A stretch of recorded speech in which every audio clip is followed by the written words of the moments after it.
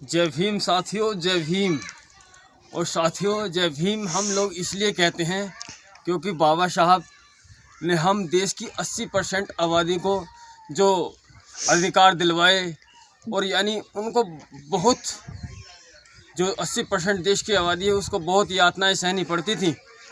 और उत्तर प्रदेश के बाहर तो अभी भी बहुत से राज्य ऐसे हैं जहां पर पानी छू लेने पर इंसान को मार दिया जाता है, मूछ रखने पर इंसान को मार दिया जाता है, घोड़ी पर दूल्हा बारात लेकर जाता है तो उसको मार दिया जाता है।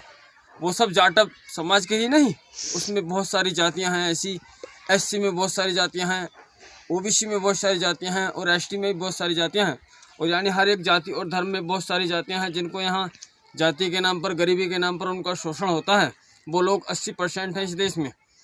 यानी उनको बाबा साहब ने शिक्षा, रोजगार, नौकरी, खेती बाड़ी यानी इस तरह के अनेकों साधन देकर, संविधान में लिखकर बाबा साहब ने हम लोगों को यानी एक अच्छा जीवन जीने का रास्ता चुना।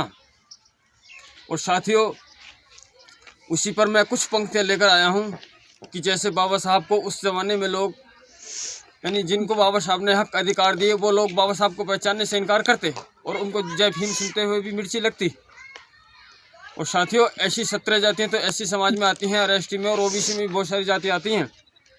तो साथियों, उसी में के विषय में आज जैसे संविधान को मिटाया जा रहा है, जैसे कि कोई प्रदर्शनकारी आंदोलन करता है तो उसको ज़बरदस्ती पुलिस डंडे मारकर कैद खाने में डाल देती है, जेल में डाल देती है, जहाँ तहाँ यानी मुनसबी चौकियों में कोतवालियों में बंद कर देती है। कि हमें संविधान बचाना है, देश में नीला लाना है। हमें संविधान बचाना है, देश में नीला लाना है। साथ लग बहना के हमको, साथ लग बहना के हमको गुलिस्ता खिलाना है। हमें संविधान बचाना है। हाँ साथियों, कि हम लोगों को जो देश की 80% आबादी, जिनको बाबा साहब ने सब हक अधिकार, मान सम्मान, रोजगार, नौकरियां यानी दुनिया भर के सुख साधन जो प्रदान कराए, आज वही लोग बाबा साहब को जानने से इनकार करते हैं। और यानी उन लोगों की मूर्तियां, तस्वीरें लगाते हैं जो हमारा शोषण करते थे। जैसे आज हमारा शोषण हो रहा है, देश की 80% आबादी को किस तरह पीछा जा रहा है, किस तरह उसको यानी निचले पायदान पर लाया जा रहा है। कि ये जो नीला है साथियों, मैं नीले को क्यों कह रहा हूँ, क्योंकि इसलिए कह रहा हूँ साथियों, ये नीला जो है ये यानी प्रेम का संदेश देता है। यानी आपस में हमें मिलजुल कर रहने की जो अथॉरिटी है, यानी हमको मिलजुल कर रहना चाहिए, ऐसे व्यवहार संस्कार देता है। इसलिए साथियों, हमें नीले के साथ लग जाना है। क्योंकि आपने देखा होगा, लाल, पीला, गुलाबी, हरे, बाकी तो सब खतरे की निशानियां होती हैं। लाल तो एक ऐसा कलर है साथियों जिसे देखकर पहले ट्रेन भी रुक जाया करती थी, मगर अब वो सिस्टम खत्म हो गया क्योंकि लोग बदमाश ट्रेनों को ऐसे ही लूट लिया करते थे। कि हमें संविधान बचाना है और देश में नीला लाना है। साथ लग बहना के हमको, ऐसे करके पीछे पीछे बहन जी के साथ लग बहना के हमको गुलिस्ता खिलाना है। यानी जैसा कि बहन जी ने उत्तर प्रदेश को बनाया, नोएडा में एक पार्क बनाकर, लखनऊ में एक पार्क बनाकर उसकी देश विदेशों में गूंज जाती है। कि जब वहाँ देखते हैं लोग, विदेशों में जाते हैं, वीडियो जाते हैं, वहाँ देखते हैं, बोले कहते हैं, बोले किसने बनवा, बोले ये यूपी की यानी एक बहुजन समाज की बेटी जिसका नाम कुमारी बहन मायावती, ये बहन मायावती जी की देन है। तो भारत का नाम तो रोशन होता ही है साथियों, उसके साथ साथ यानी बहुजन समाज का नाम रोशन होता है। कि हमें गुलिस्ता खिलाना है और समझ इंसा को इंसा हम, यानी समझ इंसा को इंसा हम, गले सब को लगाना है। यानी हमें इंसान को इंसान समझना है और उससे भाईचारा बनाकर चलना है। यानी ये नीला जो है इस तरह का संदेश देता है कि मिलजुल के चलो। कि समझ इंसान को इंसान हम, हमें गले सबको लगाना है और बहना को पीएम बनाना है। हमें भारत सजाना है, बहना को पीएम बनाना है, हमें भारत सजाना है। यानी जैसे बहन जी ने उत्तर प्रदेश में अपनी सरकार, 5 साल की सरकार के शासनकाल में जो बहन जी ने काम किया, यानी उत्तर प्रदेश को इतनी आगे ले जाने का काम किया। बहन जी ने किसानों के गन्ने का जो दाम, वो बहन जी ने 80 रुपये बढ़ाया 5 साल के शासनकाल में। और बहन जी ने एससी, एसटी, ओबीसी समाज के जो गरीब लोग थे उनको 3 बीघे ज़मीन देने का काम केवल बहन मायावती जी ने किया। और साथियों, हम लोगों ने बिजली फ्री में जलाई, कभी कोई चेक इन करने को जेई नहीं आता हमारे गांव में। हम फ्री में बिजली जलाते 8-9 घंटे। और साथियों, यानी बहन जी ने गांव को अंबेडकर नगर बनाकर गांव को एक शहर जैसा बना दिया, और ऐसा शहर बनाया कि जिसको हकीकत में स्मार्ट सिटी कहा जाता है। मोदी जी तो खाली बकवास करते, झूठ बोलते, वो तो हमको ठगने का काम कर रहे हैं। उन्हीं के विषय में मैं बता रहा हूँ कि उनकी जो लाल पार्टी है वो खतरे का निशान है। उससे ट्रेन रुक जाती थी, आपने देखा होगा, डेंजर लिखा हुआ, और नीला वो प्रेम का संदेश देता है। हाँ, भ्रष्ट और गुंडा मुक्त भारत, यानी भ्रष्टाचारी, यानी आज हर एक चीज़ लोकल चल रही है देश में, और इतनी महंगी मिल रही है कि काफ़ी महंगी मिल रही है, कि भ्रष्ट और गुंडा मुक्त भारत। यानी जो आज हमारे लोगों की सुनवाई नहीं होती, इस गरीब समाज की, जो देश का 80% आबादी है, जो गरीब है, मजदूर है, छोटा मोटा किसान है और बेरोजगार है, यानी भ्रष्ट और गुंडा मुक्त भारत। यानी बहन जी ने अपने शासनकाल में गुंडों के नाक में दम करके रख दिया। हाँ, बहन जी ने तो न जाने कितने गुंडों के छक्के छुड़ा दिए एक महिला होकर। भ्रष्ट और गुंडा मुक्त भारत हमें सबको बनाना है। यानी हम सबकी जिम्मेवारी क्या बनती है? 80% लोगों की, जिनको मान्यवर श्री काशीराम जी समझाया करते थे कि तुम एक पेन होता था, उसके ऊपर कैप होता था, कि बोले इसके नीचे का सिर्फ बेकार है, और ऊपर का जो ये इसरा कामयाब, यानी ये लिखने के काम आता है। यानी हम जो 80% हैं, हम देश की सरकार बनाते हैं, बिगाड़ते हैं, मगर अपने को हम नहीं पहचानते हैं कि नीला हमको क्या संदेश देता है। भ्रष्ट और गुंडा मुक्त भारत हमें सबको बनाना है, और पिए बकरी शेर एक ही घाट पर पानी, हमें बाबा भीम का सपना सजाना है। यानी बाबा साहब सोचा करते थे कि शेर और बकरी हमारे राज्य में एक ही घाट पर पानी पिए, यानी शेर की मजाल ना हो जो बकरी की तरफ घूर कर देख ले। वो शासनकाल बहन जी का शासनकाल है। बहन जी ने 5 साल के शासनकाल में ये करके दिखाया। आज जो मनुवादी हमारी बहन जी को कमज़ोर करने की कोशिश करते हैं, हमारी बहुजन समाज पार्टी को कमज़ोर करने की कोशिश करते हैं, उनका मकसद यही है कि ये जो देश की 80% आबादी है, अगर बसपा की सरकार होगी तो हम इनका शोषण नहीं कर सकते, मगर हमारी जातियों के लोग, हमारे धर्म के लोग, हमारे परिवार के लोग, हमारे समाज के लोग, इस देश के लोग, जो देश की 80% आबादी है, वो नहीं पहचानते इन बातों को, वो नहीं मानते इन बातों को। वो बातों में आते हैं भड़काऊ कि हिंदू और मुसलमान और चमार और जाट और गुजर और त्यागी, ठाकुर और बनिया, यानी इस तरह की बातें होती हैं। फिर भी देश में सब जाति बिरादरी का शोषण होता है साथियों। कि हमें बाबा भीम का सपना सजाना है, यानी कोई सी भी जाति का क्यों ना हो, उसको गरीब जानकर उसका शोषण नहीं होना चाहिए, उसको उसकी हिस्सेदारी मिलनी चाहिए, उसको उसकी भागीदारी मिलनी चाहिए। ये बहन जी का सपना है। बहन जी जो कहती हैं कि हम देश को समतामूलक बनाएंगे। समतामूलक का मतलब यानी सबको प्रेम, सम्मान, उसके अधिकार, रोजगार, सब कुछ उसको ऐसे ही देंगे। कि हमें संविधान बचाना है और देश में नीला लाना है। कि साथियों, हाँ, अगर आपको हमारी ये पंक्तियाँ पसंद आई हैं तो कमेंट करके ज़रूर बताएं कि कैसी लगी। और हाँ, आपने भी वीडियो को लाइक नहीं किया है तो वीडियो को लाइक करें। और साथियों, तुरंत अभी जाकर अभी हमारे चैनल को सब्सक्राइब करें। जहाँ लाल रंग से लिखा होता है वहाँ पर दबाकर बटन को, फिर ऑल नोटिफिकेशन दबाएं। और साथियों, चलते हैं अगले वीडियो में, फिर मिलेंगे कुछ पंक्तियाँ लेकर। जय भीम, जय भीम साथियों, जय भीम। और साथियों, जय भीम हम लोग इसलिए कहते हैं क्योंकि बाबा साहब ने हम देश की 80% आबादी को जो अधिकार दिलवाए, और यानी उनको बहुत, जो 80% देश की आबादी है उसको बहुत यातनाएं सहनी पड़ती थी। और उत्तर प्रदेश के बाहर तो अभी भी बहुत से राज्य ऐसे हैं जहां पर पानी छू लेने पर इंसान को मार दिया जाता है, मूछ रखने पर इंसान को मार दिया जाता है, घोड़ी पर दूल्हा बारात लेकर जाता है तो उसको मार दिया जाता है। वो सब जाटव समाज के ही नहीं, उसमें बहुत सारी जातियां हैं ऐसी। एससी में बहुत सारी जातियां हैं, ओबीसी में बहुत सारी जातियां हैं, और एसटी में भी बहुत सारी जातियां हैं। और यानी हर एक जाति और धर्म में बहुत सारी जातियां हैं जिनको यहाँ जाति के नाम पर, गरीबी के नाम पर उनका शोषण होता है। वो लोग 80% हैं इस देश में।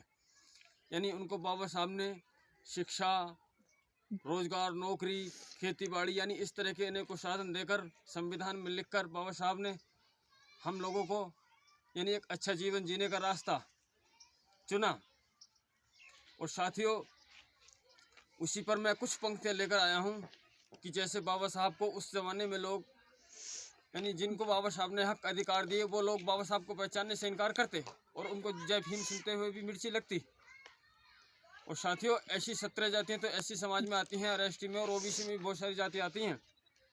तो साथियों उसी में के विषय में आज जैसे संविधान को मिटाया जा रहा है, जैसे कि कोई प्रदर्शनकारी आंदोलन करता है तो उसको ज़बरदस्ती पुलिस डंडे मारकर कैद खाने में डाल देती है, जेल में डाल देती है, जहाँ तहाँ यानी मुनसबी चौकियों में कोतवालियों में बंद कर देती है। कि हमें संविधान बचाना है, देश में नीला लाना है, हमें संविधान बचाना है, देश में नीला लाना है, साथ लग बहना के हमको, साथ लग बहना के हमको गुलिस्ता खिलाना है, हमें संविधान बचाना है।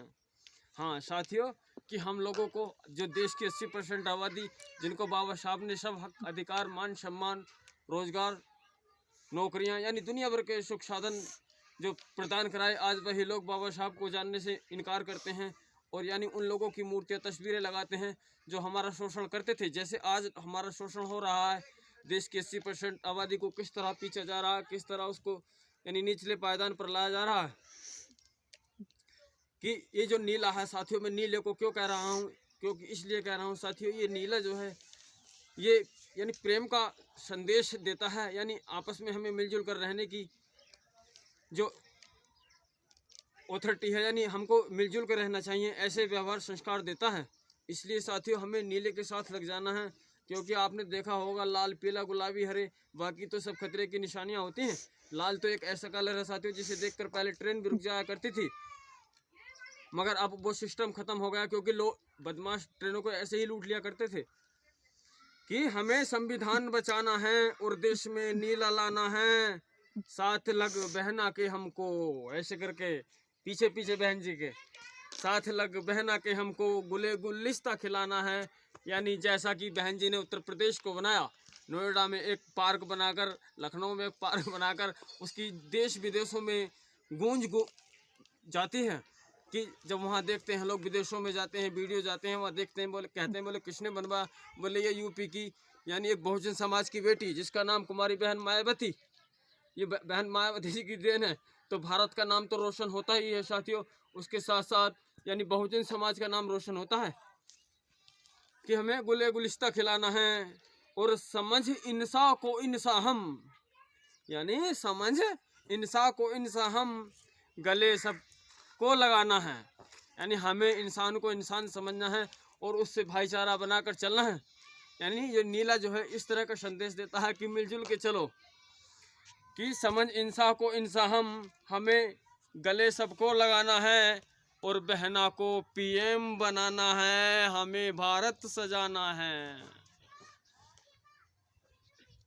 बहना को पीएम बनाना है, हमें भारत सजाना है। यानी जैसे बहन जी ने उत्तर प्रदेश में अपनी सरकार 5 साल की सरकार के शासनकाल में जो बहन जी ने काम किया, यानी उत्तर प्रदेश को इतनी आगे ले जाने का काम किया। बहन जी ने किसानों के गन्ने का जो दाम वो बहन जी ने 80 रुपये बढ़ाया 5 साल के शासनकाल में। और बहन जी ने SC ST OBC समाज के जो गरीब लोग थे उनको 3 बीघे ज़मीन देने का काम केवल बहन मायावती जी ने किया। और साथियों हम लोगों ने बिजली फ्री में जलाई, कभी कोई चेक इन करने को जे ही नहीं आता हमारे गांव में, हम फ्री में बिजली जलाते 8-9 घंटे। और साथियों यानी बहन जी ने गांव को अंबेडकर नगर बनाकर गांव को एक शहर जैसा बना दिया, और ऐसा शहर बनाया कि जिसको हकीकत में स्मार्ट सिटी कहा जाता है। मोदी जी तो खाली बकवास करते, झूठ बोलते, वो तो हमको ठगने का काम कर रहे हैं। उन्हीं के विषय में मैं बता रहा हूँ कि उनकी जो लाल पार्टी है वो खतरे का निशान है, उससे ट्रेन रुक जाती थी, आपने देखा होगा डेंजर लिखा हुआ, और नीला वो प्रेम का संदेश देता है। हाँ, भ्रष्ट और गुंडा मुक्त भारत, यानी भ्रष्टाचारी, यानी आज हर एक चीज़ लोकल चल रही है देश में और इतनी महंगी मिल रही है कि काफ़ी महंगी मिल रही है। कि भ्रष्ट और गुंडा मुक्त भारत, यानी जो आज हमारे लोगों की सुनवाई नहीं होती, इस गरीब समाज की जो देश का 80% आबादी है, जो गरीब है, मजदूर है, छोटा मोटा किसान है और बेरोजगार है, यानी भ्रष्ट और गुंडा मुक्त भारत। यानी बहन जी ने अपने शासनकाल में गुंडों के नाक में दम करके रख दिया। हाँ, बहन जी ने तो न जाने कितने गुंडों के छक्के छुड़ा दिए एक महिला होकर। भ्रष्ट और गुंडा मुक्त भारत हमें सबको बनाना है, यानी हम सबकी जिम्मेवारी क्या बनती है 80% लोगों की, जिनको मान्यवर श्री काशीराम जी समझाया करते थे कि तुम एक पेन होता था, उसके ऊपर कैप होता था कि बोले इसके नीचे का सिर्फ बेकार है और ऊपर का जो ये इसरा ये कामयाब, यानी ये लिखने के काम आता है। यानी हम जो 80% हैं, हम देश की सरकार बनाते हैं, बिगाड़ते हैं, मगर अपने को हम नहीं पहचानते हैं कि नीला हमको क्या संदेश देता है। भ्रष्ट और गुंडा मुक्त भारत हमें सबको बनाना है, और पिए बकरी शेर एक ही घाट पर पानी, हमें बाबा भीम का सपना सजाना है।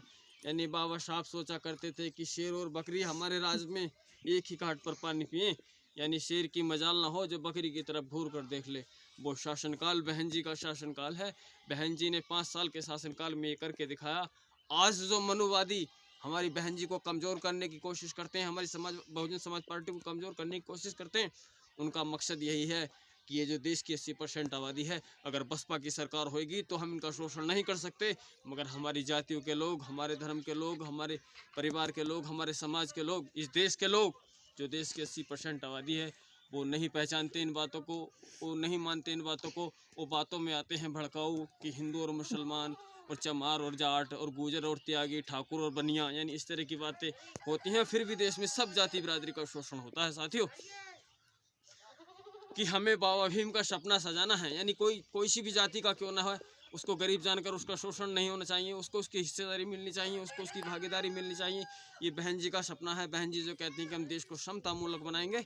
समता मूलक का मतलब यानी सबको प्रेम, सम्मान, उसके अधिकार, रोजगार, सब कुछ उसको ऐसे ही देंगे। कि हमें संविधान बचाना है और देश में नीला लाना है। कि साथियों, हाँ, अगर आपको हमारी ये पंक्तियाँ पसंद आई हैं तो कमेंट करके ज़रूर बताएं कि कैसी लगी। और हाँ, आपने भी वीडियो को लाइक नहीं किया है तो वीडियो को लाइक करें। और साथियों, तुरंत अभी जाकर हमारे चैनल को सब्सक्राइब करें। जहाँ लाल रंग से लिखा होता है वहाँ पर दबाकर बटन को फिर ऑल नोटिफिकेशन दबाएं। और साथियों, चलते हैं अगले वीडियो में, फिर मिलेंगे कुछ पंक्तियाँ लेकर। जय भीम, जय